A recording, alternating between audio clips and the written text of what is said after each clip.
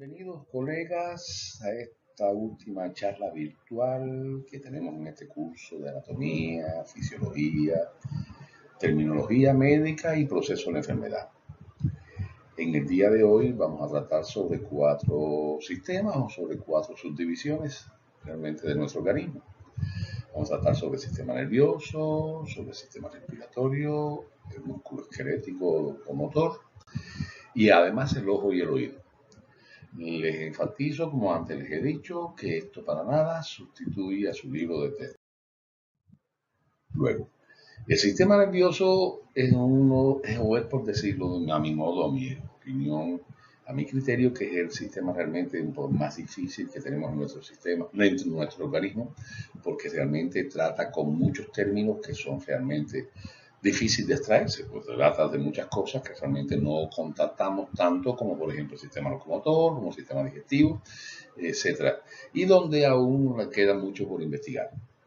El sistema nervioso trabaja con las funciones nerviosas voluntarias e involuntarias. Cuando hablamos de funciones voluntarias, son las funciones que nosotros, en nuestro propio albedrío, podremos y queremos realizar. Y las involuntarias, aunque no las querramos, se producen. Por ejemplo, una función involuntaria es la actividad cardíaca, la misma actividad cerebral, la actividad digestiva, etc. Y se produce todo esto a través de mensajes eléctricos que cursan por la sinapsis o por las uniones neuronales, considerando que la neurona es la unidad funcional de este sistema. Así, por ejemplo, tenemos receptores externos e internos. Por ejemplo, los externos son los que tenemos receptores de calor, de temperatura, que tenemos en nuestra piel. E internos tenemos sobre, por ejemplo, los receptores de la tensión arterial que tenemos a nivel de la arteria carotidia, etc. Las células nerviosas, como decía, o unidad funcional del sistema nervioso, realmente son las neuronas. Las neuronas, que son células microscópicas y reunidas entre ellas forman lo que macroscópicamente nosotros conocemos como un nervio. El nervio es muy semejante, y yo pongo este símil a los cables eléctricos que nosotros vemos comúnmente en nuestros hogares, etc. Es decir, que por el centro pasa el impulso nervioso y tiene una vaina o cubierta, que en el caso de las neuronas es la mielina, que es muy responsable en muchas ocasiones de que existen muchas patologías, como vamos a ver. Esta vaina o mielina separa ese cable, por decirlo de un modo, realmente de la superficie exterior, o realmente de todos los órganos o nervios que lo circundan, o tejidos o células que lo circundan, de modo manera que si ese cable no se tuviera esa vaina exterior, se produjeran cortocircuitos, etcétera, que son responsables, les repito, a escala de nuestro organismo, de muchas patologías. El sistema nervioso realmente son dos grandes sistemas: el sistema nervioso central y el sistema nervioso periférico. Aún a pesar de que poseemos un tercer sistema nervioso, que es el llamado sistema nervioso autónomo, que les voy a explicar realmente de qué se trata. El sistema nervioso central está formado por dos principales órganos: el cerebro, considerando el cerebro todas las partes que tenemos en el interior de nuestro cráneo, además de la médula espinal, que se encuentra en el canal espinal. Y el sistema nervioso periférico son los nervios craneales, que ya les explicaré qué es lo que son 12 pares de nervios craneales, son los nervios espinales, o cada nervio que sale de la conjunción de los dos vértebras, los plesos, que es una conjunción de nervios, además de los nervios periféricos que están en toda la parte del cuerpo. El sistema nervioso autónomo, ya ustedes han oído hablar en algún momento de él. Se trata realmente de los sistemas de los nervios simpáticos, sistema nervioso simpático y los sistemas parasimpáticos. El simpático, realmente la función primaria que tienen es el llamado flight fight, es decir, es el sistema que nos ayuda a nosotros cuando existe cualquier estrés, y no solamente que sea un estrés psicológico como estamos usualmente habituados a ver, sino además por estrés que exista con compromiso vital para el paciente o para la persona. Y además el sistema parasimpático, que es algo así como la antítesis del anterior, que disminuye, por decirlo, en algún momento algunas de las actividades vitales. Aquel otro, el simpático, las estimula, las actividades vitales, y este disminuye o deprime las actividades, lógico, según sean las necesidades. Ahora, según su función, los nervios se agrupan en los nervios craneales y espinales, que pueden ser sensoriales o motores. Es decir, estamos hablando que son nervios que transmiten el impulso de la sensación. Digamos, nosotros percibimos un pinchazo en la piel y ese pinchazo o ese estímulo viaja a través de los nervios sensoriales hasta la médula espinal, donde se produce su análisis y se reproduce una respuesta que debe dar esa porción terminal por donde se recibió ese estímulo. Y esos son los llamados nervios motores. Es decir, que están conjugados con dos grandes funciones. Unos tienen una función sensorial y otros tienen las funciones motoras. La neurona, por aislado, es una célula que, como les decía, es la unidad funcional del cerebro. Y célula, al fin, tiene también una membrana celular, tiene también un citoplasma y tiene además un núcleo. Pero además tiene características principales que, por ejemplo, tiene una dendrita o una extensión, por decirlo de algún modo, y un axón, que es la extensión de esa dendrita, que realmente lo que hace es tener una cubierta exterior, como lo habíamos dicho, que es una vaina de mielina o myelins sheath, como se dice en inglés, y tiene también las dos funciones, unas funciones que son primarias sensoriales y unas funciones que son nerviosas. El conjunto de algunas de estas neuronas son los llamados ganglios, que, por ejemplo, por decirlo, a ver, de algún modo, cuando se reúnen algunos de estos ganglios, son capaces de gobernar los estímulos sensoriales y los estímulos motores de una porción determinada del organismo. Así, por ejemplo, cuando se producen dolores muy frecuentes en bajo vientre y no se determina la causa y estos dolores están dando al traste con la vida normal o con la calidad de vida de una paciente, vamos al ganglio, un ganglio que hay presacro que se denomina, y en ese ganglio que hay terminaciones sensoriales y motoras, sobre todo vamos a hacer estimulaciones a esta porción sensorial, y en esta porción sensorial nosotros retiramos ese ganglio y podemos resolver el asunto que hay con el dolor en bajo vientre en ese caso. Ahora, ya les decía que el sistema nervioso central incluía el cerebro, por decirlo de un modo, y la columna espinal. Y el periférico incluye los nervios craneales, los nervios espinales y el sistema autonómico, que incluye el sistema simpático y el parasimpático. Aquí ustedes ven a su derecha una neurona que realmente nos está describiendo cómo es, que tiene su núcleo, que tiene cuerpo celular, que tiene las dendritas, y cada una de estas dendritas son las que van a formar después posteriormente los axones, y en la unión del axón con la otra neurona es que se produce la transmisión del estímulo eléctrico. Aquí ven ustedes que tienen, estas son las vainas, no me lo están dejando hacer aquí, pero bueno, estas son las vainas que tienen acá, de esta vaina de mielina, que son las que pueden ser responsables de que en algún momento falte y producir esos circuitos que normalmente se hacen. Aquí tienen una imagen muy típica, una imagen muy bonita del cerebro, que realmente lo que nos va a dar y lo que nos hace falta conocer nosotros en este momento son realmente las porciones del cerebro, es decir, las localizaciones de cada uno de sus lóbulos.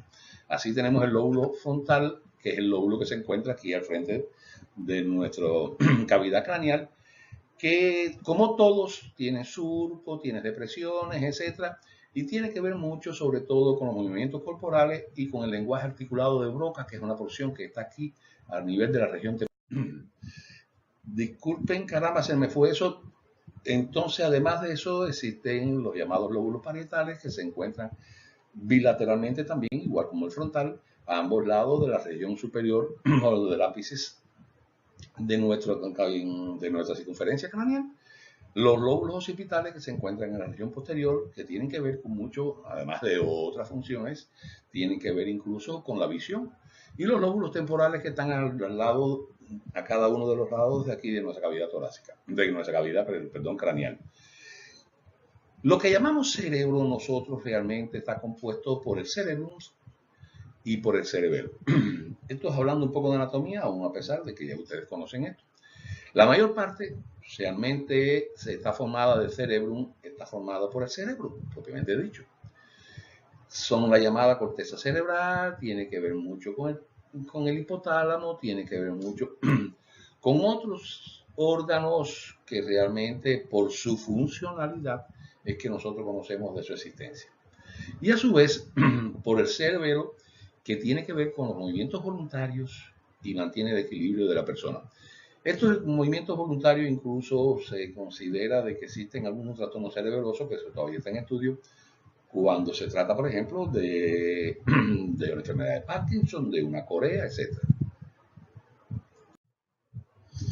Además incluye que está incluido en el cerebro el hipotálamo, el tronco encefálico, el bulbo raquídeo, todos órganos que de producirse incluso traumatismo, por ejemplo, cuando existe un traumatismo o una fractura del tallo encefálico, una fractura realmente hay con estas roturas, con estos traumatismos, con estos injuries, realmente hay muchos de ellos que son incompatibles para la vida. Aquí tenemos lo que le decía anteriormente de las neuronas que transmiten la sensibilidad y de las neuronas que transmiten el estímulo motor. ¿Qué sucede? A nivel de la piel, nosotros recibimos ese estímulo, como les hablé del pinchazo, de frío, de calor, una quemadura, todo lo que sintamos en piel y viaja por vía sensitiva, que en este caso, en específico les explico, son las llamadas neuronas aferente o vía aferente, es decir, viaja desde la piel o de los terminales periféricos hacia la médula espinal por vía aferente, porque va al centro. Y a su vez se produce entonces el estímulo motor que viaja por una vía eferente o por neuronas que son netamente eferentes. Recuerden eso, cuando estamos hablando de procesos sensitivos que van desde la piel hasta el centro de la médula espinal, vamos viajando por vía aferente, vamos viajando por sistemas que transmiten el impulso aferente.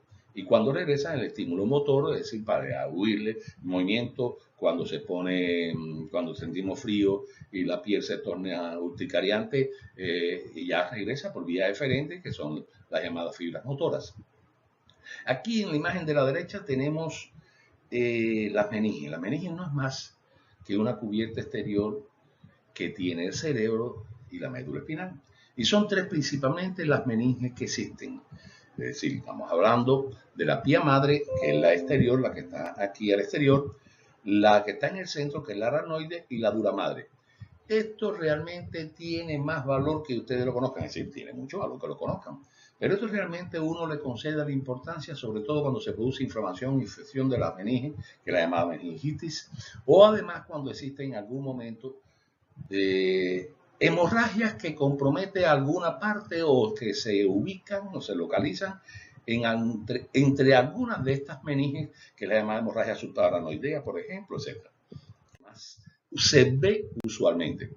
Ahora, del traumatismo cerebral tenemos que barajar sobre dos, principalmente en la patología del sistema nervioso, sobre dos tipos de traumatismo o dos conclusiones que denotan o que devienen del traumatismo craneoencefálico: la conmoción cerebral y la contusión cerebral. La conmoción también se le denomina concussions o concusión cerebral, y es una disfunción temporal que existe del cerebro, que usualmente desaparece en un periodo menor de 24 horas. Eso usualmente no produce daños estructurales, como no sea en los estudios que se están haciendo sobre conmociones cerebrales repetidas que se suceden, por ejemplo, en deportes de combate como el boxeo, como la lucha, deportes colectivos como el fútbol norteamericano, que se están haciendo investigaciones sobre si ese movimiento introspectivo del cerebro dentro de la cavidad craneal a repetición, producto de que a repetición son los traumas, sean capaces de producir lesiones en el futuro, y parece ser que sí producen consecuencias futuras. La contusión cerebral se produce en pequeños hematomas debajo del tejido cerebral o en el tejido cerebral directamente por el traumatismo que se produce en la cabeza. ¿Viste? Usualmente se asocian con traumatismo severo de cráneo, que incluye incluso fractura del cráneo, edema, y esto sí atrae más consecuencias. Lógicamente persiste después de las 24 horas y trae consecuencias a corto plazo, ese propio traumatismo que se corresponde con la contusión. Existen otras enfermedades, por ejemplo, enfermedades degenerativas que devienen junto con la edad, como la enfermedad de Alzheimer, la esclerosis lateral amiotrófica, la epilepsia, enfermedad de Huntington o corea de Huntington, la esclerosis múltiple, que está frecuente, la miastenia, la parálisis, el Parkinson, síndrome de Tourette, etc. De esto, lo que realmente más chocamos nosotros usualmente, sobre todo en una consulta de una oficina médica, es con el Alzheimer, con Alzheimer prácticamente, porque el resto de las patologías usualmente las trata el neurólogo. Y el Alzheimer, ustedes saben que tiene etiología no conocida, se produce definitivamente con la degeneración del sistema nervioso central. Usualmente cursan alrededor de los 60, 70 años, pero se ha visto incluso Alzheimer tan temprano como hasta los 35 años, e incluso cursa como que el individuo va perdiendo sus capacidades de reacción con el medio, va perdiendo memoria, perdiendo identificación, etc. Existen trastornos congénitos que yo recuerdo en mi infancia un nené que yo veía todos los días pasar por frente de mi casa que tenía la hidrocefalia.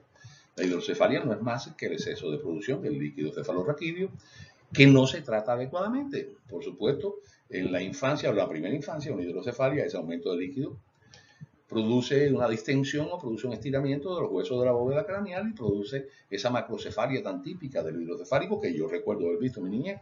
Ya hoy usualmente no se ve eso. Ya prácticamente es un hallazgo de libro porque existen derivaciones de ese líquido cefalorraquídeo a cavidad o un chunk que se realiza a cavidad abdominal y realmente ese líquido excesivo se bota o, por decirlo de un modo, se deriva del cerebro a otras porciones del organismo.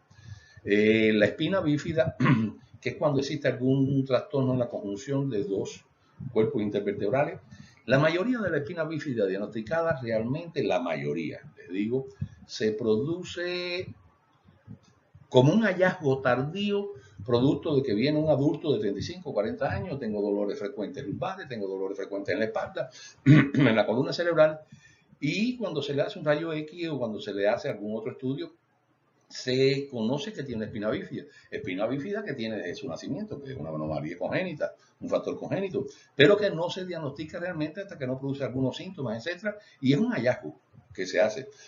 Así puede ser, que es el nombre de una de ellas, la espina bífida oculta o espina bífida quística.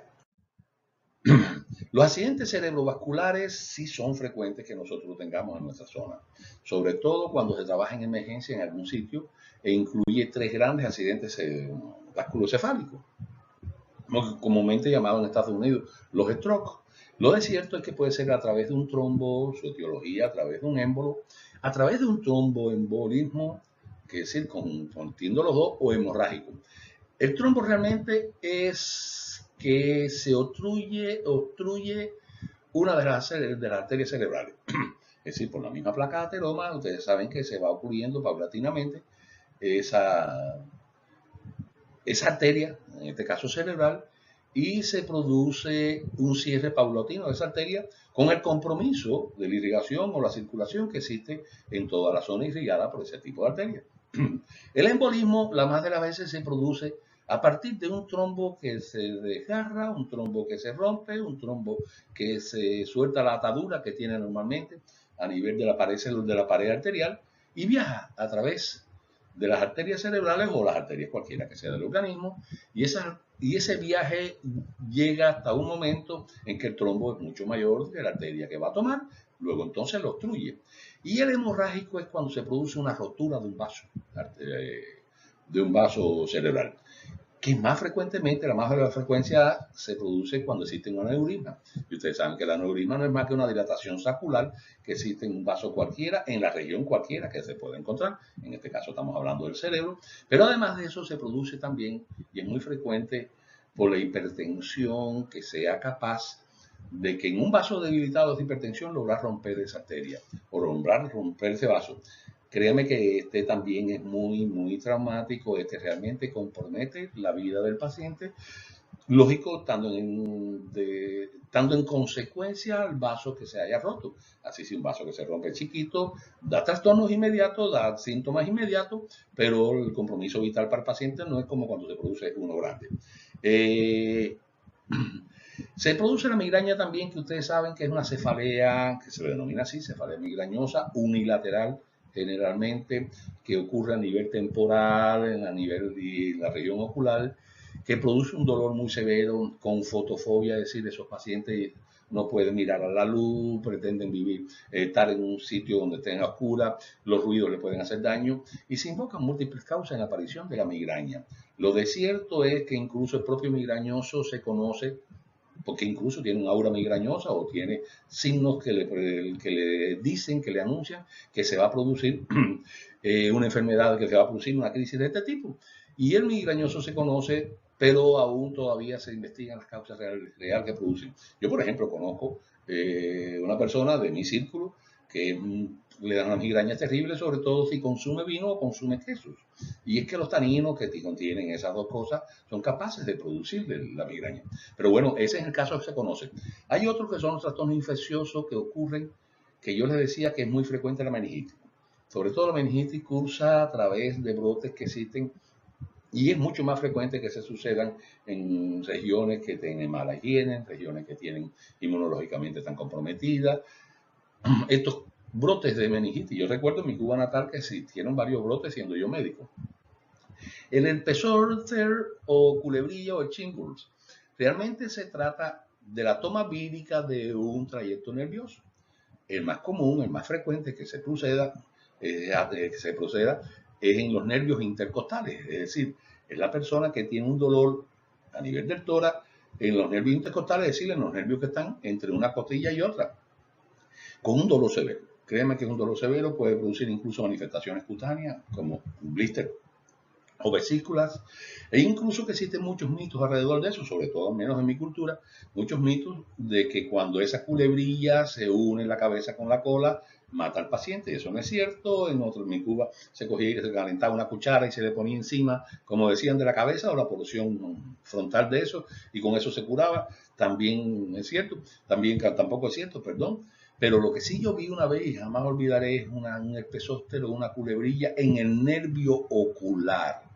Aquella señora pedía a gritos que le sacaran el ojo, porque era un dolor tan grande que compromete, que realmente desasosiega a la persona que lo tiene. Y además de eso, el virus de la inmunodeficiencia humana que produce manifestaciones neurológicas también, como el lógico. Aquí, por ejemplo, los accidentes vasculoencefálicos, aquí se les menciona. Este es el flujo, primero que tienen hacia su izquierda y superior, tiene el flujo de la sangre normal a través de una arteria. Aquí a la derecha superior es cuando existe una rotura, es decir, un stroke hemorrágico.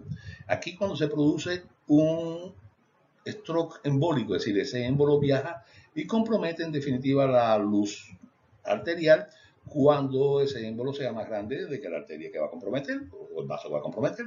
Y aquí la región o el trombo que se produce, que va haciendo el cierre oclusivo que existe de ese vaso y que compromete la circulación.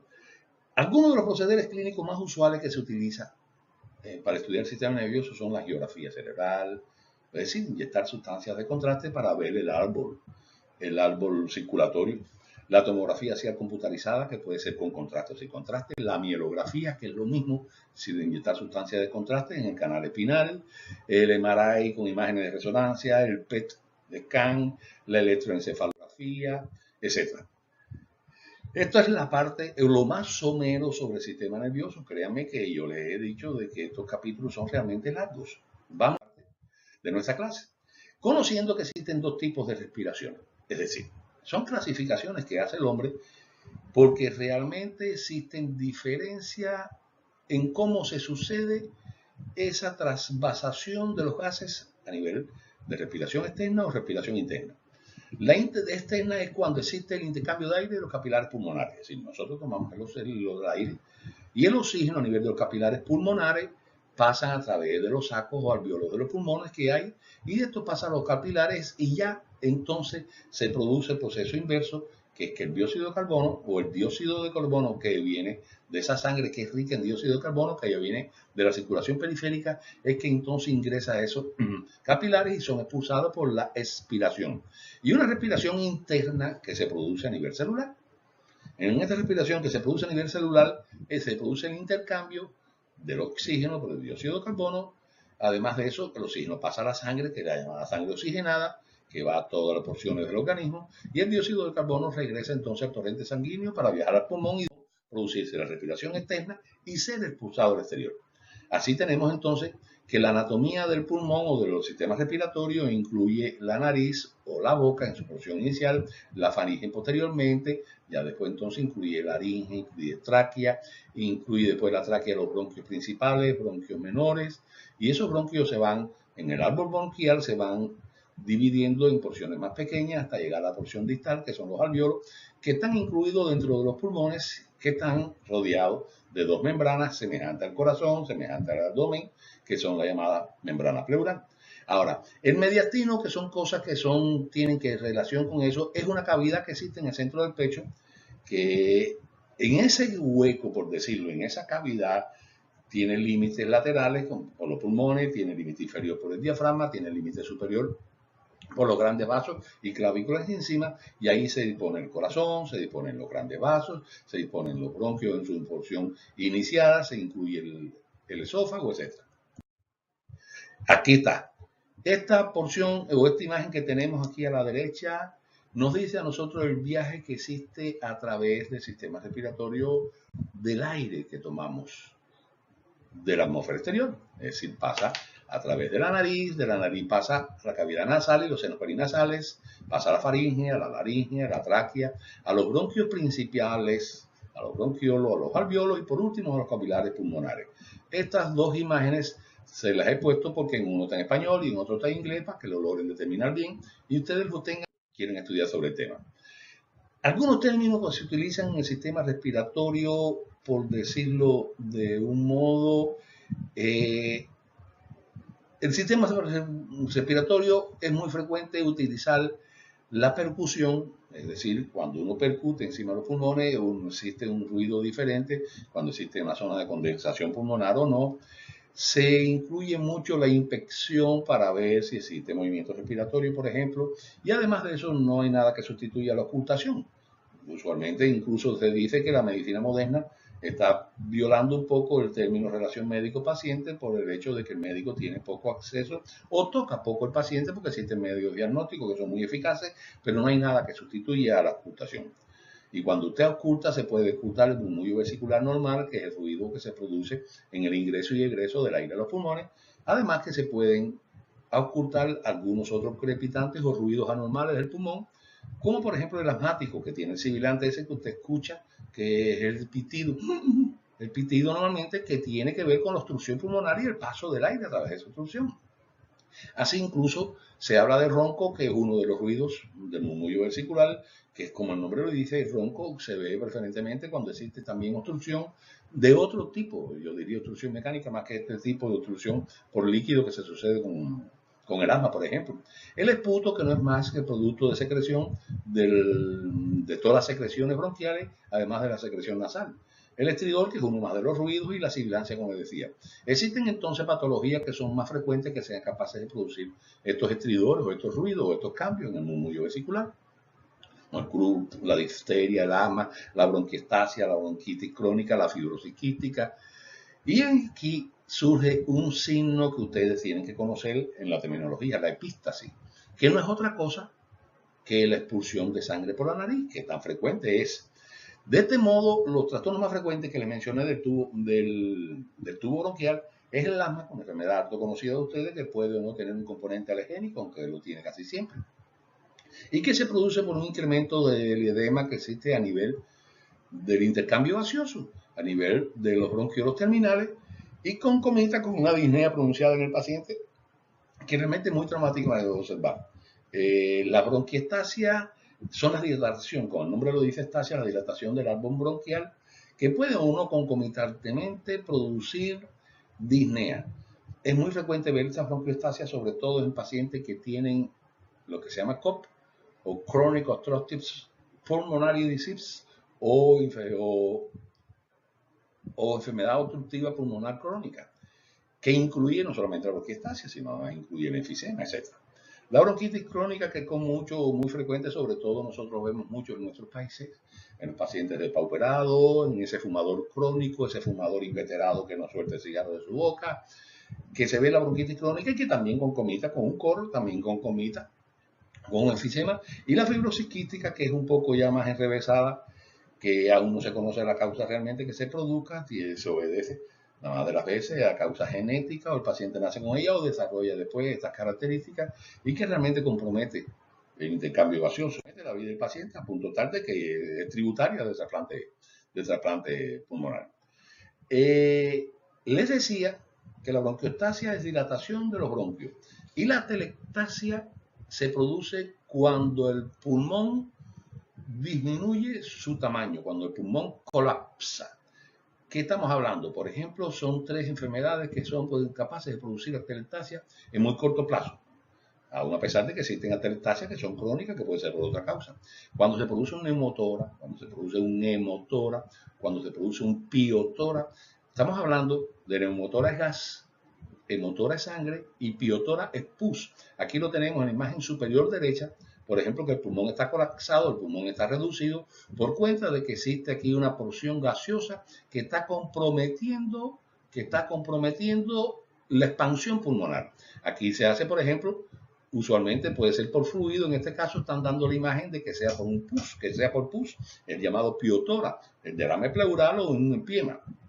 Esto es la llamada atelectasia, que es con mucho,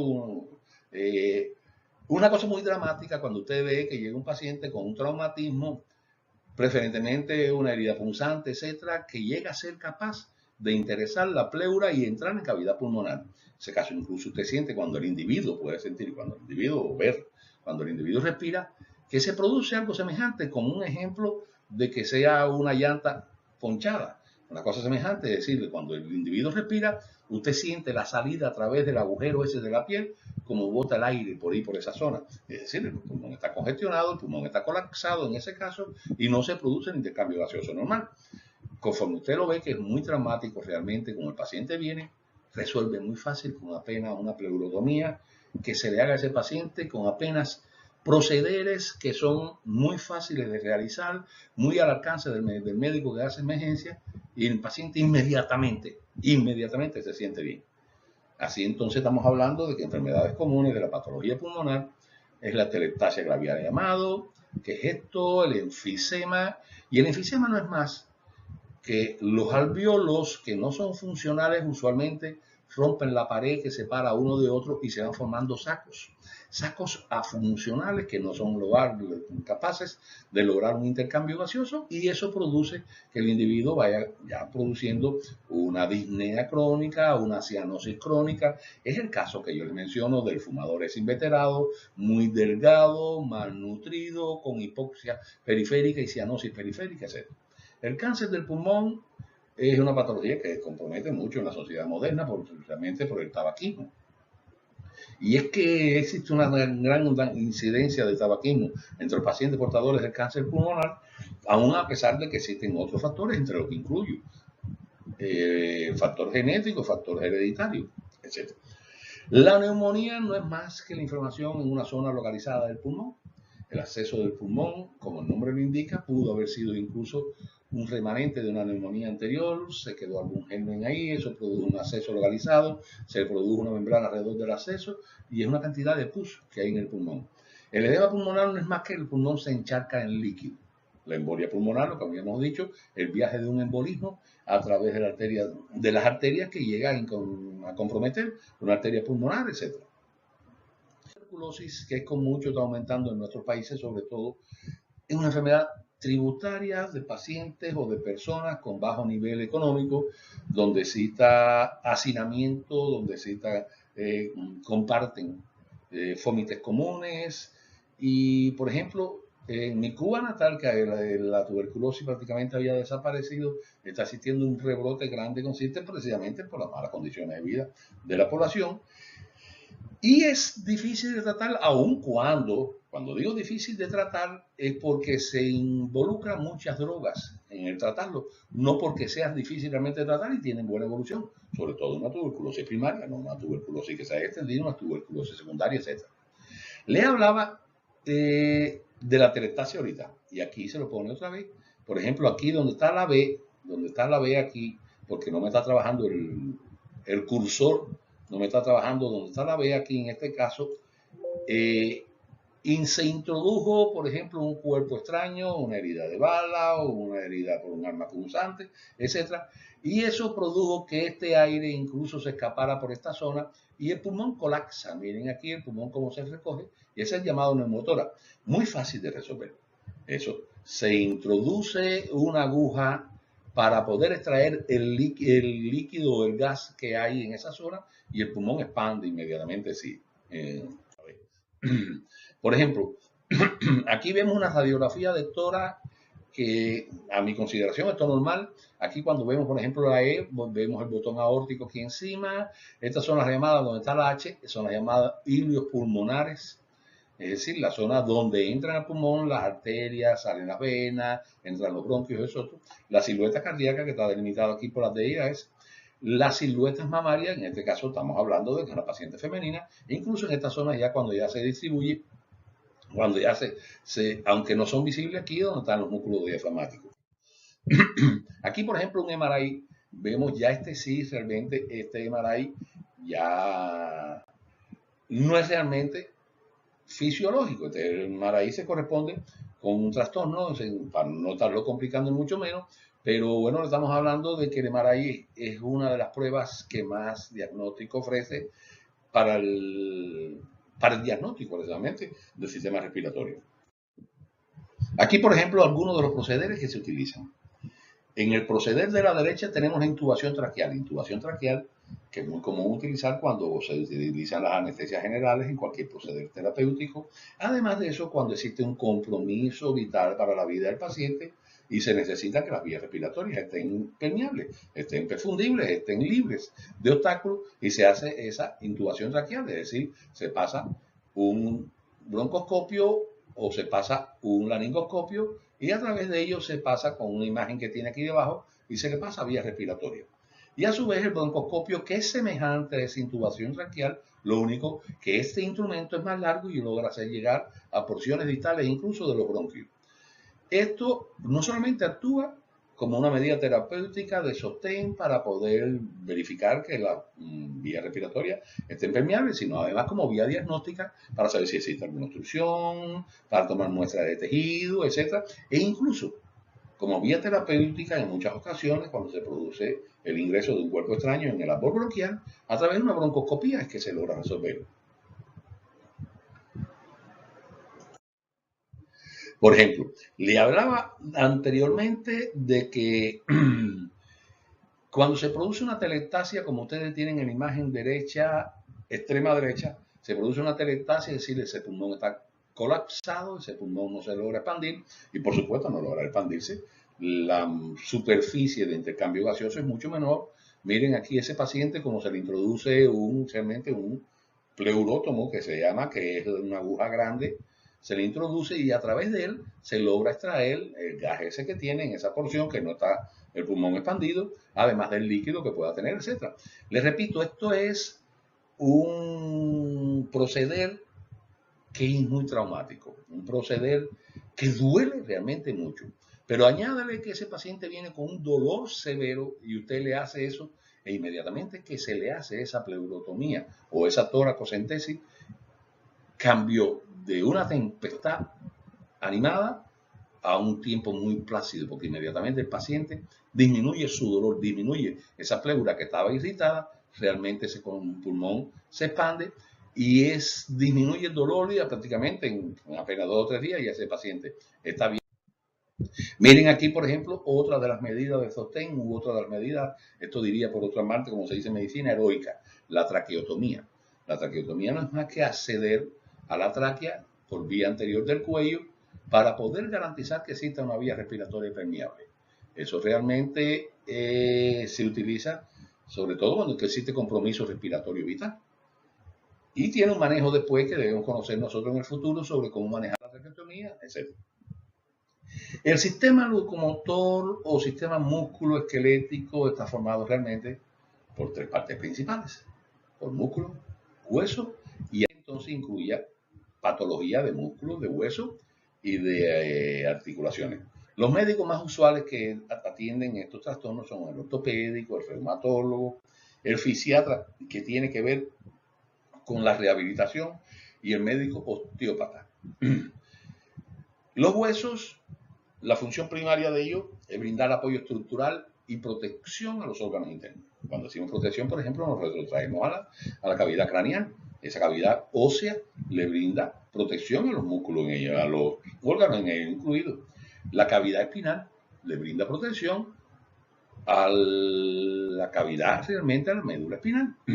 Los músculos son los que dan los movimientos, los que conceden el movimiento, y las articulaciones son las que producen que se produzca el movimiento de un hueso sobre otro, de músculo sobre hueso, etc. Y son diferentes las articulaciones según sean. Los tendones son tejido conectivo que enlaza, recuerden esto, a los músculos con los huesos. Y los ligamentos enlazan hueso con hueso.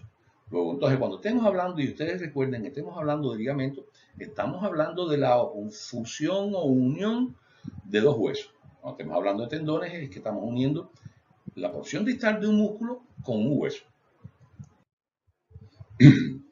Los huesos realmente son, según su forma, son diferentes. Así existen huesos cortos, huesos largos, huesos planos y huesos sesamoideos, que se denominan. Sesamoideo le pongo siempre como ejemplo, además, uno de los pocos huesos sesamoideos que nosotros tenemos, la rótula o la patela, que tiene esta forma sesamoidea. Y el hueso largo incluye la diáfisis, que es el eje longitudinal del hueso, la epífisis, que son los bordes extremos del hueso, y la metáfisis, que es la porción intermedia entre la diáfisis y la epífisis. La línea epifisaria realmente es una zona que existe al término de la metáfisis y comienzo de la epífisis. Realmente es la zona de crecimiento óseo. En unos niños, por ejemplo, ustedes han oído hablar de que se puede conocer la edad aproximada de una persona según el rayo X que se le haga óseo. Y en esta zona de la zona epifisaria o la placa epifisaria realmente es donde está la zona de crecimiento del hueso y es por donde el hueso sigue creciendo. Un traumatismo a nivel de esta zona compromete el crecimiento del hueso y por supuesto compromete el crecimiento futuro de ese niño. Así, los huesos entonces están formados por tres tipos de células específicas. El osteoblasto, que es el que forma el cartílago.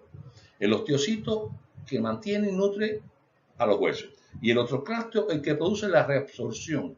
Es decir, un incremento que exista de las osteoclasias, existe un incremento de la distribución ósea. Un incremento del osteoblasto que existe un aumento de la producción ósea. Aquí vemos un hueso largo que les decía que tiene la diáfisis, que es la porción entre la porción media del hueso, la metáfisis, que es la porción que se encuentra entre esa diáfisis, y la epífisis, que es la extremidad superior o inferior del hueso. Así el hueso, según su consistencia, puede ser compacto cuando es realmente consistente, cuando realmente es duro. Y hueso esponjoso cuando realmente está formado por trabéculas, cuando está formado por células muy frecuentes y que tiene espacios trabeculares dentro de su formación. Por ejemplo, por decir un hueso compacto, vamos a decir el fémur. Mismo vamos a decir el húmero. Por decir un hueso esponjoso, estamos hablando del isquion, del ilion, del coxis, de la vértebra, etc. La médula ósea no es más que la porción interior del hueso que realmente tiene dos.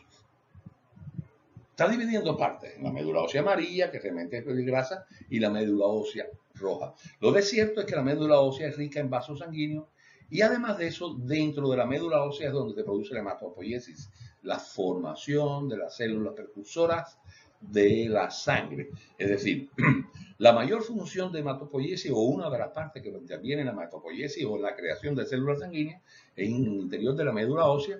De ahí que ustedes oigan hablar de trasplante de médula ósea, porque está trasplantando realmente células precursoras de la sangre a un individuo receptor para que sea capaz de producir las células sanguíneas a partir de estas células precursoras. Aquí, por ejemplo, esto realmente es cuando nos vamos a dedicar a la anatomía profunda del hueso, es decir, ver las depresiones, ver la preeminencia de los huesos. Sobre todo se hacen los huesos largos cuando existe el proceso espinoso. Los huesos del cráneo.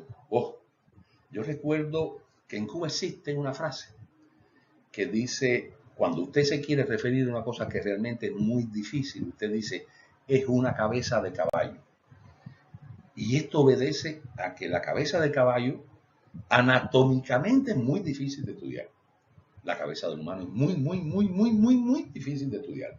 Porque hay huesos que son incluso visibles al aspecto exterior, pero hay huesos que no son visibles de ningún modo. Y para un estudiante realmente que no esté en presencia de un simulador, que no esté en presencia de un cadáver, que no esté en presencia de un cráneo, le es difícil abstraerse y poder calcular de eso.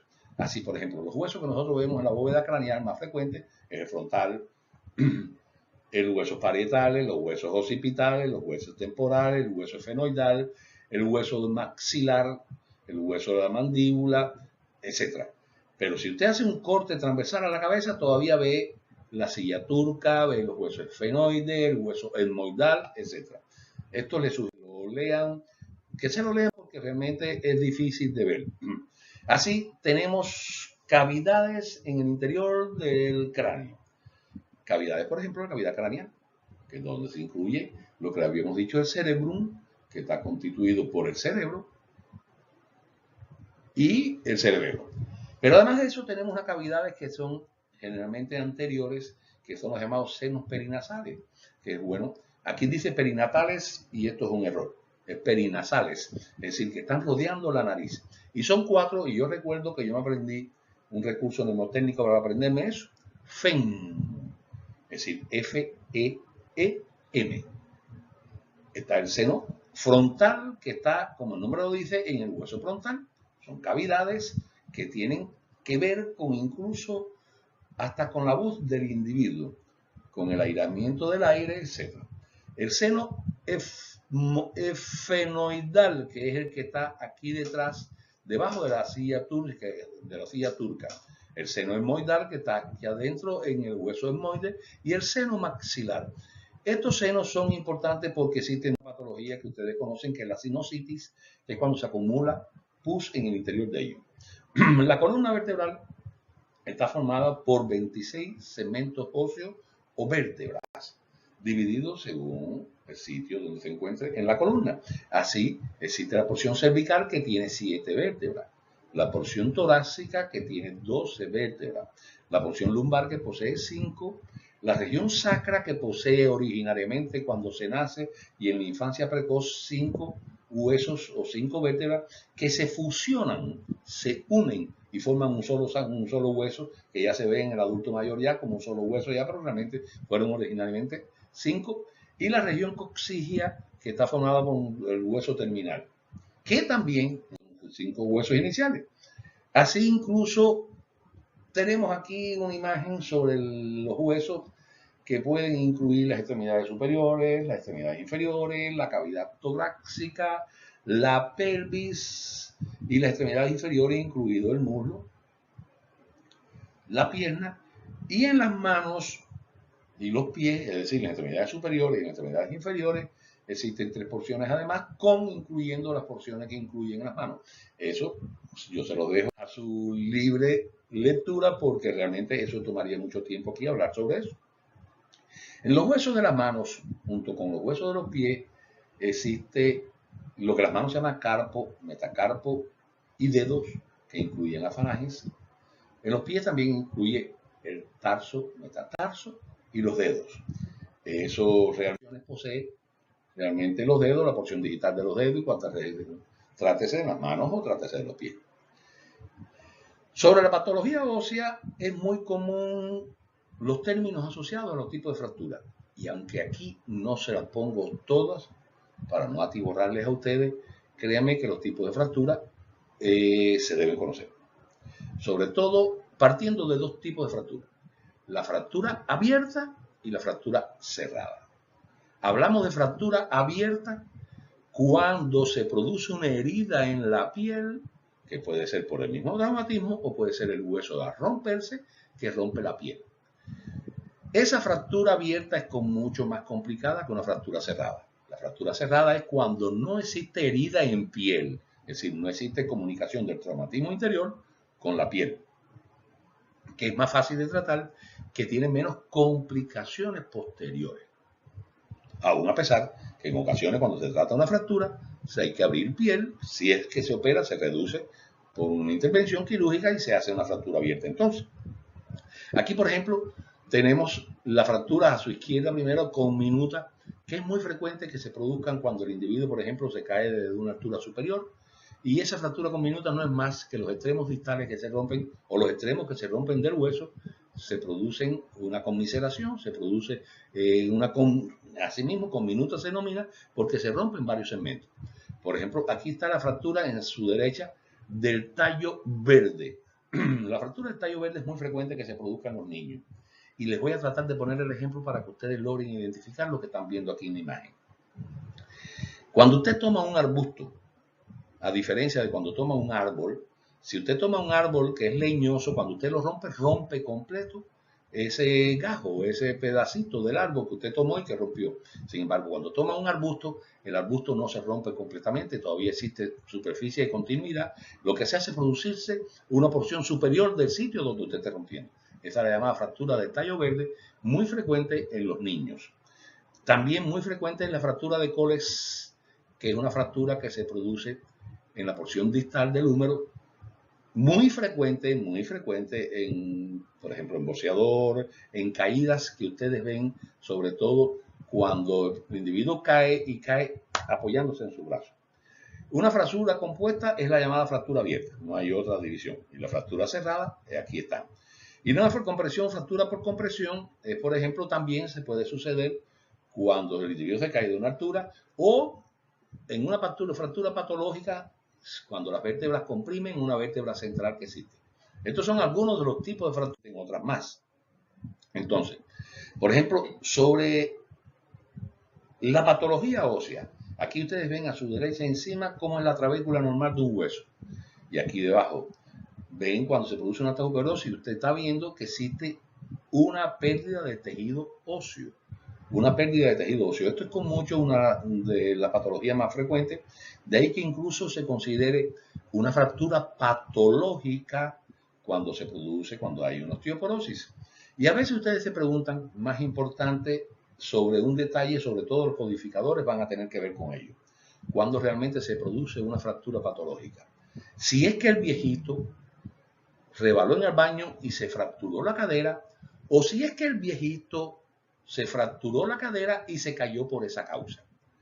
Como quiera se trate, realmente se produce una fractura patológica porque no es usual ni que se caiga la persona porque tiene una fractura, porque se le hace una fractura por el peso, porque es patológica, o que se va y se caiga. ¿Cuándo hablamos de una fractura patológica? Cuando, por ejemplo, ese individuo va caminando y choca con el pomo de la puerta, con el picaporte de la puerta, y eso le es capaz de producir una fractura. Es decir, algo que normalmente no debió producir una fractura y se le produce porque existe una osteoporosis. Luego, cuando estamos hablando de fractura, recuerden los codificadores, patológica, no se habla nunca de fractura traumática. Si la fractura se produce por un trauma, no es patológica. Y si se produce patológica, no tuvo que ver con el trauma. Eso es importante que a los efectos luego de codificar. Bueno, ¿qué es lo que son las articulaciones? El conjunto de dos más huesos. Conjunto de dos más huesos. Por ejemplo, existen articulaciones fijas como la sutura, que es las uniones que existen en los huesos, por ejemplo, del cráneo. Son articulaciones móviles, algunos de otro tipo, por ejemplo, como las articulaciones sinoviales, que cuando es por bolas, es decir, cuando, por ejemplo, vamos a decir, la de la cadera, que tiene el acetábulo del fémur, y además de eso, posee la capacidad o la cavidad glenoidea, que es donde articula ese tipo de... Es importante conocerlo porque es con mucho uno de las patologías más frecuentes que se trata, son las patologías articulares. Así que las articulaciones, por ejemplo, las sinoviales, la sinovia rodea la cápsula del hueso, rodea los ligamentos también de ese hueso, los huesos están cubiertos por un cartílago articular. Es muy frecuente, por ejemplo, las articulaciones de las manos tiene eso, la articulación del codo tiene eso. El menisco, que está en la rodilla, es una estructura fibrocartilaginosa, es decir, es fibroide, además de eso es cartilaginosa, y que actúa como un amortiguador, es decir, actúa como un protector de la articulación, para que no choque hueso contra hueso y sea capaz de producirse un traumatismo severo. Otra de las articulaciones, por ejemplo, son articulaciones por bolsa. o articulaciones, es un saco cerrado de líquido amniótico con una membrana sinoval, que eso actúa también como amortiguador de los lugares, de la unión, de la fusión. Aquí, por ejemplo, estamos viendo siempre una articulación de la rodilla, es una articulación tipo, es una articulación que se estudia mucho porque es asiento de mucho traumatismo, porque es asiento de mucha patología. De ahí que, por ejemplo, ustedes están viendo, por ejemplo, aquí la patela es el hueso sesamoideo que yo les había mencionado, el hueso del fémur con el hueso de la tibia aquí por debajo, y entonces los meniscos mediales y los meniscos laterales están protegiendo que no exista traumatismo óseo entre un sitio y otro. Así, por ejemplo, vamos a hablar de patología articular. En la patología articular está con mucho la más frecuente, la artritis. Aún a pesar de que artritis existen muchos tipos de artritis. Artritis es un saco donde se incluyen muchas patologías. Artritis existe la artritis esquilosante, la artritis gotosa cuando se produce por la gota, que no es otra cosa que el exceso de ácido úrico que se acumula en los tofus, es decir, en la superficie articular. La osteoartritis u artrosis, que se denomina, que es con mucho más frecuente que las demás, y se produce sobre todo por la degeneración de los huesos de la superficie articular, que se produce por la degeneración típica que se produce en la edad. Es muy frecuente y eso es la causa de los dolores generalmente que se suceden en el paciente adulto, ya en el viejito que tiene dolor en los huesos, y es eso. La artritis reumatoide, que es dependiente de trastornos inmunológicos. El juanete o hallux valgus, que se llama, que realmente es una hinchazón en la cara medial de la junta entre el dedo gordo del pie y el primer hueso metatarsiano, que se le está haciendo mucho tratamiento quirúrgico actualmente, sobre todo considerando las mujeres que comprometen la estética. Con mucho también otros signos, sobre todo en este tiempo de la computación, es el síndrome del túnel carpiano. Realmente el túnel carpiano es un sitio por el que viaja la arteria, vena, el nervio mediano cubital, etcétera, que baja a la mano. Cuando se producen traumatismos repetidos, como el hecho mismo de escribir en computación, de las señoras que limpian, cuando digo señora puede ser un hombre, digamos, se produce un engrosamiento de ese canal carpiano, es decir, de ese tubo, de ese canal o túnel por donde van todos esos componentes, se produce un engrosamiento y eso comprime. Y sobre todo da dolor por cuenta de que comprime la circulación a ese nivel, la circulación a nivel de la mano y el retorno también venoso de la mano. Y además eso comprime el nervio que pasa por ese lugar. Muy fácil de resolver actualmente. Actualmente se hace por mínimo acceso, etc. Hablamos de luxación cuando realmente, o dislocación, que se denomina, cuando las superficies articulares de una articulación cualquiera no se han desprendido totalmente. Es decir, eso es muy común verlo en el hombro, que es cuando la persona sufre un dolor súbito, trata de hacer un gesto y se desarticula la cabeza humeral en su sitio de articulación en el hombro.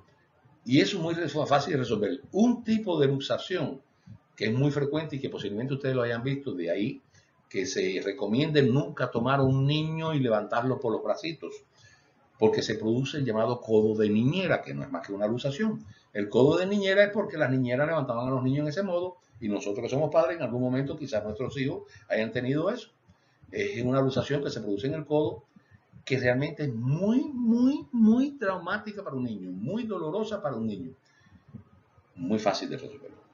El niño, usted le toma su manito y le hace el proceder que usted necesita. Y en un instante ese niño que era incapaz de contenerse, era llorando y grito y grito y grito y grito. Y en un instante el niño ya se siente perfectamente. En un instante. Algunas de las patologías, por ejemplo, la hernia del disco intervertebral, que es muy frecuente, causa de producción de ciatalgia, no es más que el disco que está protegiendo y actúa como cojinete entre dos vértebras, se engrosa, crece y comprime los sitios donde salen los nervios espinales.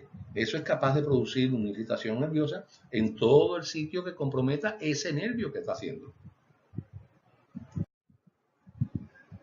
El esguince. El esguince no es más que el sobredistensionamiento, el sobreestiramiento de los ligamentos en cualquiera de las articulaciones. De ahí que un esguince es muy frecuente en el tobillo. Yo, por ejemplo, he tenido 7 esguinces en el mismo tobillo. Lo más importante es disminuir el movimiento articular. Cuando usted disminuye el movimiento articular, usted pone fomentos, usted pone ese pie en reposo, eso debe resolver, solo que yo cuando me lo hicieron la primera vez, me hicieron un más traumatismo realmente cuando me pusieron un yeso, que es lo que realmente tenía el E15. El lupus eritematoso sistémico es una enfermedad crónica sistémica que compromete mucho las articulaciones, la piel, los riñones, etc. Y da muchas manifestaciones artríticas. Ahora, ustedes conocen que existen los músculos estriados, músculo liso, y un músculo que es una mezcla intermedia entre ellos. El músculo estriado realmente es el músculo que se encuentra en los músculos periféricos. Se encuentran los músculos periféricos, son voluntarios, podemos moverlo a nuestro antojo. Y el músculo liso no es estriado, es suave, tiene una textura mucho menor y, por ejemplo, se encuentra muy típicamente rodeando el tubo digestivo y es encargado de producir la peristalsis, es decir, en el esófago cuando se contraen los músculos, estos músculos lisos son capaces de bajar el bolo alimenticio desde el esófago hasta el estómago y así durante todo el trayecto del tubo digestivo. Pero existe un músculo que no es voluntario, pero a la vez estriado, que es el músculo cardíaco. Y no es voluntario porque nosotros no podemos gobernar. Y es estriado porque tiene las mismas funciones, realiza las mismas funciones y tiene la misma fisiología del músculo estriado periférico. Aquí existen los movimientos que ustedes deben conocer de clases anteriores. El movimiento de rotación, cuando usted rota un miembro sobre su eje.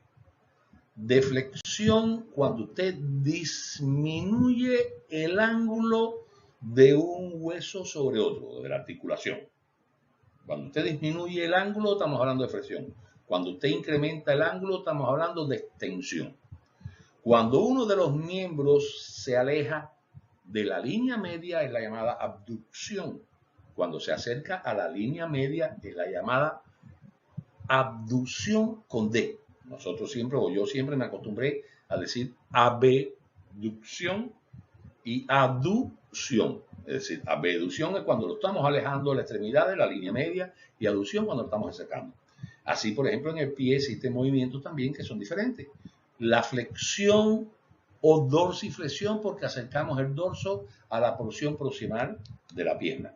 Y la flexión plantar cuando alejamos eso de la línea media o de la pierna. Ahora, dentro de la patología muscular es con mucho más frecuente la distrofia muscular.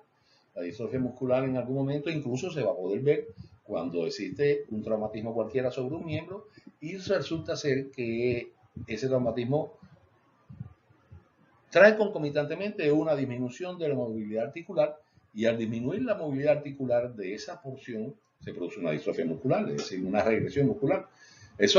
Y aquí lo menciona realmente, en este caso que yo lo estoy mencionando es como consecuencia de una patología que hubo previamente, pero aquí se refiere a un grupo de patologías hereditarias que tienen una debilidad muscular progresiva y degeneración sin compromiso del sistema nervioso, es decir, todavía se mantiene la sensibilidad, etcétera, pero lo que realmente existe es una dificultad motora.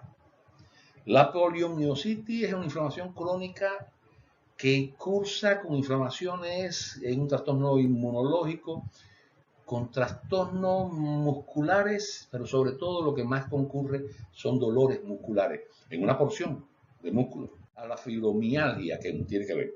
Ahora, ¿qué procederes clínicos se utiliza para hacer diagnósticos en el sistema locomotor? Bueno, anticuerpos antinucleares, lo que les había dicho en la clase, no les había dicho en la clase anterior, la tasa de sedimentación eritrocítica o eritrosedimentación, factor reumatoideo, el componente o estudio de enfermedades del tejido con el colágeno, que tiene que ver mucho con eso, la artrocentesis, que es la introducción de un instrumento dentro de la articulación para remover líquido, artrografía, que es para ver la disposición sanguínea dentro del eso, la artroplastia, que son procederes que se hacen intraarticulares, y muchos más, que realmente son útiles de conocer. El ojo y el oído. El ojo y el oído, como se estudian independientemente de los órganos sensoriales porque realmente tienen patologías que son diferentes. Sobre todo el codificador es importante que conozca que existen codificaciones específicas para los ojos. No para los oídos, pero sí para los ojos. De este modo, como habíamos dicho anteriormente cuando estudiamos el sistema nervioso, el estímulo se recibe, existen receptores en los ojos y los oídos que lo llevan a través de fibras nerviosas, y eso lo lleva al cerebro, que es el modo de transmisión o el modo como se transmite realmente los impulsos oculares o los impulsos auditivos. El ojo. El ojo realmente aquí se les muestra los órganos más usuales del ojo, y yo le diría que de derecha a izquierda es importante conocer la conjuntiva, que es lo primero que se tiene, o la región más externa del ojo, que es lo que nosotros apreciamos usualmente. Por debajo de la conjuntiva está la córnea, por debajo de la córnea es lo que se denomina la cámara anterior del ojo, es decir, la cámara que está por delante del lente son lo que realmente denominamos cámara anterior del ojo, y las porciones que están por detrás del lente es lo que nosotros llamamos la cámara posterior del ojo. Aquí están los órganos que son capaces de tener eso. Aquí, por ejemplo, nos muestra que además el ojo no solamente compone el globo ocular, sino además las estructuras anexas o vecinas que tienen que ver con la visión y que intervienen con la visión. Así se tiene, por ejemplo, las pestañas, se tiene los párpados superior e inferior, y aquí ven en la imagen de la izquierda, ven lo que realmente es la esclera, es la porción externa, más externa del ojo, que está en relación con la conjuntiva. El iris, que es los músculos que logran dejar una apertura interior, que es la pupila, es decir, la pupila de per se no es un órgano. La pupila de por sí no es un órgano. La pupila es un orificio que delimita el iris, que se puede dilatar o incrementar su tamaño o disminuir su tamaño según sea la acomodación por la cantidad de luz que se está administrando. Aquí lo vemos a mano derecha realmente cuál es la transmisión del impulso nervioso para lograr la visión. El ojo izquierdo tiene una porción interior y una porción exterior, el ojo derecho una porción interior y una porción exterior, que se confluyen para dar una imagen tridimensional. Una vez que eso se recibe en el ojo, viaja a través del nervio óptico hasta el quiasma óptico, que el quiasma óptico es esta porción que está aquí, donde hace semejando una cruz, el centro de la cruz, y de ahí viaja entonces a las regiones de la corteza cerebral, donde realmente se produce la integración del estímulo. Y nos ofrece. Estos son los trastornos más frecuentes, o por decirlo de un modo casi, yo diría que la patología más frecuente que tiene el humano, que son los llamados trastornos de la refracción. Trastornos de la refracción, que los más comunes son el astigmatismo, la hiperopía y la miopía. El astigmatismo no es más que cuando ustedes ven en la imagen superior que entra los impulsos o la luz o las ondas luminosas, esos deben confluir en un sitio cualquiera, que es el sitio donde debe confluir en el globo ocular. Es decir, el astigmatismo se produce una distorsión de la imagen en un foco que no es realmente el que debe originarse. Y eso mismo sucede con la hiperopia y con la miopía. La hiperopia realmente confluyen esas ondas luminosas por detrás de la mácula, que es el sitio en la retina donde realmente se debe producir la integración de este estímulo. Es decir, la integración de estas ondas superiores y ondas inferiores. Se corrige con lentes que son biconvexos. Y la miopía es cuando se produce esa confluencia de esas ondas o esos estímulos luminosos por delante de la mácula, y se corrige entonces con lentes que son bicóncavos. Esto es con mucho, yo les invito porque además eso es bonito estudiarlo, pero es con mucho las causas más frecuentes de patología en el ojo, y yo diría que en el humano. De hecho, que incluso existe una especialidad médica que es para eso, que es la optometría. Luego, en astigmatismo, el defecto en la curvatura de la córnea o del cristalino del óseo se produce. La hipermetropía es un efecto refractivo, error refractivo en que el ojo no refracta o dobla la luz correctamente. Y la miopía es un efecto refractivo también en el que el ojo no refracta la luz adecuadamente para ver las imágenes con claridad. Y la presbicia es el deterioro de la visión que se sucede con la... Aquí, por ejemplo, existen otras patologías. La catarata, que no es más que la opacidad del cristalino que se produce. Y el chalazion es el ojo, es la inflamación de la glándula lacrimal, que normalmente nosotros decimos en nuestra cultura, en la cultura del cubano, que se produce normalmente cuando el hombre le niega alguna cosa a una mujer embarazada. Lo de cierto que es un proceso inflamatorio banal, local, típico, que con antibióticos tópicos debe resolver. El glaucoma, existe un líquido en la cámara anterior del ojo, que es el humor acuoso que se denomina. Humor acuoso que se produce generalmente en los cuerpos ciliares, que cuando se produce un incremento en su formación y no se produce una salida simultánea de ese incremento de la formación del humor acuoso, se produce una hipertensión en el interior de esa cámara anterior del ojo. Es el llamado glaucoma, que puede ser de ángulo estrecho porque no sale el líquido como debe salir, o de ángulo normal o ángulo amplio. Realmente el que produce más compromiso es el ángulo estrecho, que produce una hipertensión en el ojo y después paulatinamente puede producir incluso hasta pérdida de la visión con un dolor muy severo, dolor muy severo que necesita de atención médica.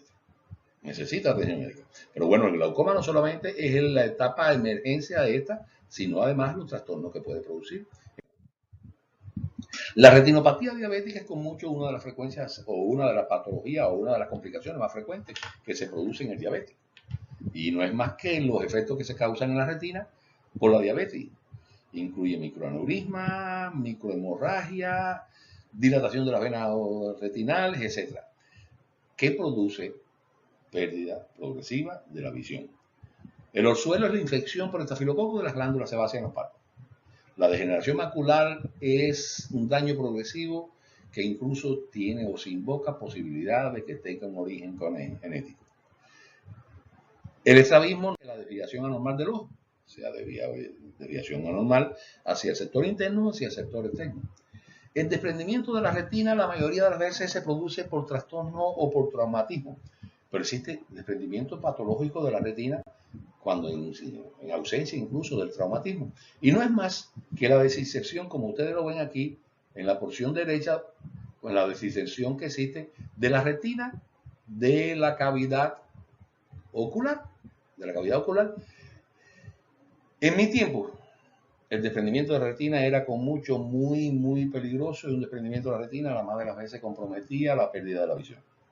Hoy actualmente los mecanismos o los procederes quirúrgicos que hay para tratar un desprendimiento de la retina, créanme, son tan numerosos, son tan buenos, que incluso los deportistas que tienen una alta actividad física, en apenas 15 o 20 días están participando de su actividad física otra vez. Créanme, ha evolucionado mucho.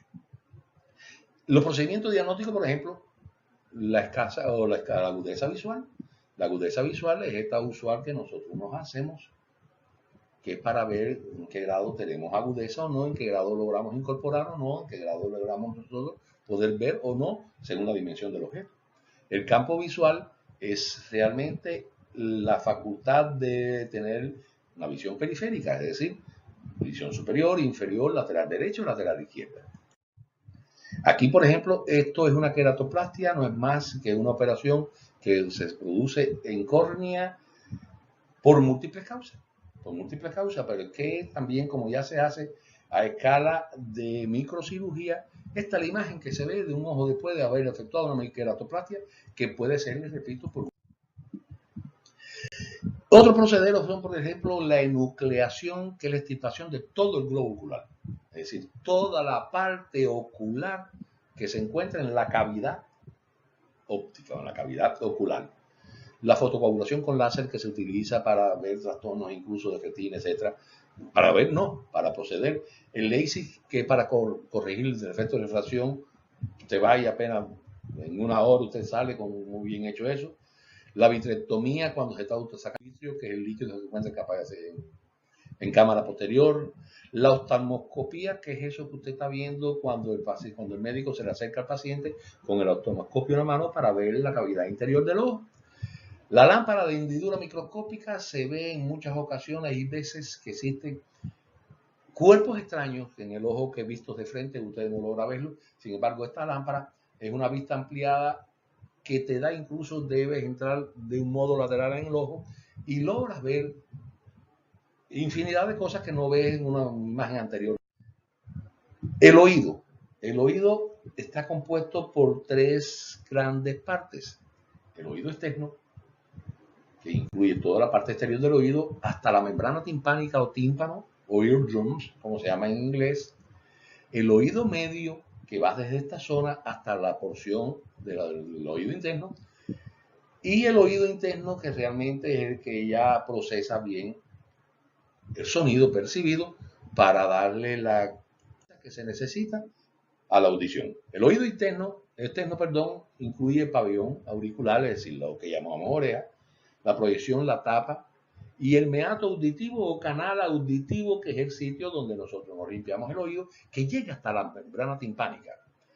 Es decir, que en el oído medio se incluye la parte que está en el interior de la membrana timpánica, con los huesecillos, como el martillo, el yunque, el estribo, la ventana oval y la trompa de Eustaquio, que es una trompa que desciende desde el oído medio hasta aquí a la porción superior de la orofaringe, o de la nasofaringe, perdón, que incluso en muchas ocasiones causa de que se obstruya, sobre todo en los niños que son pequeños y que toman biberón, y sean capaces de producir repetidamente otitis media. Y el oído interno, que está formado por el laberinto, incluye la cóclea y las fibras del nervio auditivo para procesar. Ahora, algunas de las patologías del oído incluyen el neuroma acústico, que son tumores benignos del octavo nervio craneal. Es el nervio que se dedica a tomar la audición. Colegiatomas son sacos de grasa que se producen en el oído medio. Son semejantes a unos quistes, que el tratamiento es quirúrgico. La sordera es la pérdida de la capacidad de escuchar, sea por conductividad o sea por contigüidad.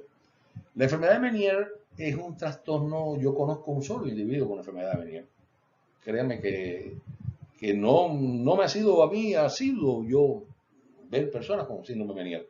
Es un trastorno del laberinto que incluye un incremento de la endolinfa que está dentro de la cóclea y los canales semicirculares, que causan tinnitus, es decir, causa mareos, causa sensibilidad y ruidos en el oído, pérdida progresiva de la audición, dolor de cabeza. Estos individuos incluso no pueden estar en superficies altas o no pueden trabajar, por ejemplo, en escaleras, porque les puede dar ese mareo y se pueden caer. La otitis media es con mucho la inflamación del oído medio, y la otitis externa es la más frecuente, incluso el llamado oído del nadador, que es muy frecuente en nosotros los niños. Yo recuerdo de mí mismo, cuando me bañaba en un río, me bañaba en la playa, cogía gérmenes que me producían esa otitis externa, por demás, muy frecuente en los niños. El tinnitus, como decía, es la sensación de ruidos, y el vértigo es la sensación de un movimiento irregular. Así, por ejemplo, los medios diagnósticos del oído es la audiometría para ver la agudeza auditiva que usted tiene, el implante coclear, que es un dispositivo que se implanta que resuelve la audición cuando es neurosensorial. Termometría del oído es cuando se toma la temperatura a través del oído. La otoscopía es lo normal, que usted ve al mismo médico con el otoscopio viendo en el interior del canal auditivo, es lo que se puede ver hasta la membrana timpánica.